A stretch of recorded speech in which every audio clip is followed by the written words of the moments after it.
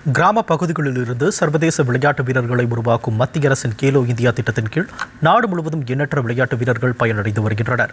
தேசிய விளையாட்டு தினத்தை முன்னிட்டு பிரதமர் நரேந்திர மோடி விளையாட்டு வீரர்களிடையே காணொலி வாயிலாக உரையாடினார். இதுகுறித்து ஒரு செய்தி தொகுப்பினை காணலாம். நாட்டின் கடைக்கோடியிலிருந்து சர்வதேச தரத்திலான விளையாட்டு வீரர்களை உருவாக்க வேண்டும் என்ற உயரிய நோக்கில் மத்திய அரசு கேலோ இந்தியா திட்டத்தை செயல்படுத்தி வருகிறது. இத்திட்டத்தின் கீழ் கிராம பகுதிகளில் உள்ள திறமையான வீரர்கள் அடையாளம் காணப்பட்டு அவர்களுக்கு சர்வதேச போட்டிகளில் பங்கேற்கும் வகையிலான பயிற்சிகள் தொடர்ச்சியாக அளிக்கப்படுகிறது.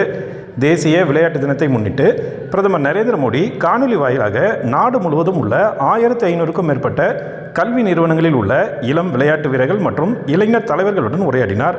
அடிமட்ட விளையாட்டு உள்கட்டமைப்பு, பயிற்சி மற்றும் போட்டி வாய்ப்புகளை வலுப்படுத்துதல், ஒலிம்பிக் போட்டியை இலக்காக கொண்டு திறமைகளை அடையாளம் கண்டு வளர்த்தல், இளைஞர்களுக்கு எதிர்கால திறன்கள், தன்னார்வ வாய்ப்புகள் மற்றும் தேசத்தை கட்டி எழுப்பும் வாய்ப்புகளை வழங்குதல் குறித்து பிரதமர் விளையாட்டு வீரர்களிடம் கலந்துரையாடினார்.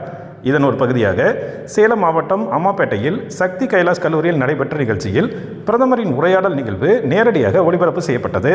மேலும் கேலோ இந்தியா போட்டியில் போல்வால்ட் பிரிவில் தங்கப்பதக்கம் வென்ற விளையாட்டு வீரர் சக்தி மகேந்திரன் மாணவிகளுடன் கேலோ இந்தியா போட்டியில் பங்கேற்ற அனுபவங்களை பகிர்ந்து கொண்டார்.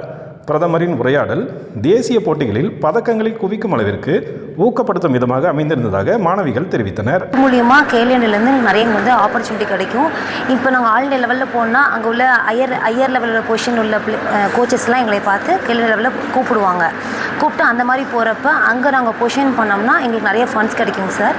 அந்த ஃபண்ட்ஸ் மூலிமா எங்களோட கேமுக்கு வந்து நிறையா நாங்கள் இம்ப்ரூவ் பண்ணிப்போம், எங்கள் கேமை இம்ப்ரூவ் பண்ணிப்போம்.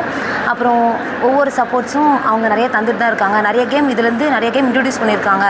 இப்போ வந்து ஹேண்ட்பால் வந்து யாருக்கும் மேக்ஸிமம் தெரியாது. இப்போ இந்த கேலோ இந்தியா மூலமாக எங்கள் கேம் வந்து மேலே வந்திருக்கு, நிறைய பேத்துக்கு இப்போ தெரியுது. இது வரைக்கும் நான் வந்து நேஷ்னல் போயிட்டுருக்கு, ஆல் இண்டியாவும் பார்ட்டிசிபேட் பண்ணியிருக்கோம்.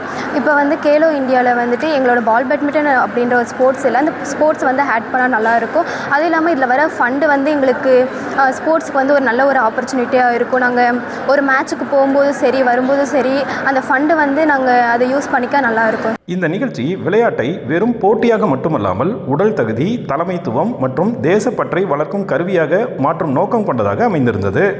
திறமையான விளையாட்டு வீரர்களை கிராமங்களிலிருந்தும் சிறு நகரங்களிலிருந்தும் உருவாக்கும் இந்த கேலோ இந்தியா திட்டம் விளையாட்டு வீரர்கள் மத்தியில் மிகப்பெரிய வரவேற்பை பெறும் வகையில் அமைந்துள்ளது. டிடி தமிழ் செய்திகளுக்காக சேலத்திலிருந்து விஜயகுமார் குணசேகரன்.